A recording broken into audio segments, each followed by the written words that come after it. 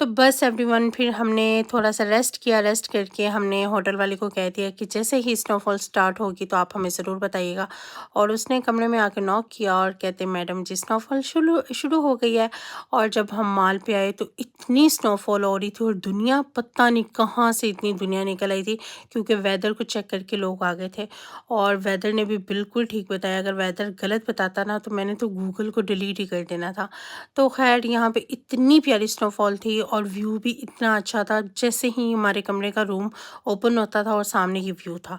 और रात के टाइम ऐसे चमक रही थी ना, जैसे कोई कॉटन है तो कॉटन छोटे-छोटे करके जैसे उड़ा रहा है। बहुत प्यारी स्नोफॉल थी। मुझे इतनी विश थी मेरी ज़िंदगी की कि मैं स्नोफॉल देखूं, और मुझे नहीं थी उम्मीद कि मैं अपनी उम्मीद से बढ़ के स्नोफॉल देखूंगी। मुझे लगता था कि स्नोफॉल सिर्फ ऊपर से स्नोफॉल होगी, हम इंजॉय करेंगे और बस ख़त्म कहानी।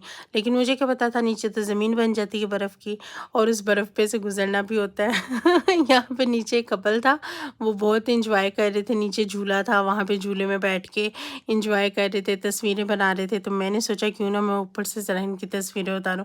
फिर मैं भी उस जगह पे गई तो मैं कैसे रह सकती थी। और यहाँ पे आप देखें पूरे हेयर्स मेरे वाइट हो गए थे, और इतनी बर्फ़बारी थी कि बस ऐसे था कि जैसे मैं बस कुछ बयान ही नहीं कर सकती। इतना प्यारा मौसम। और बस अब जब आप सुबह के हालात देखेंगे ना तो आपको पता चलेगा कि सुबह हमारे साथ क्या हुआ।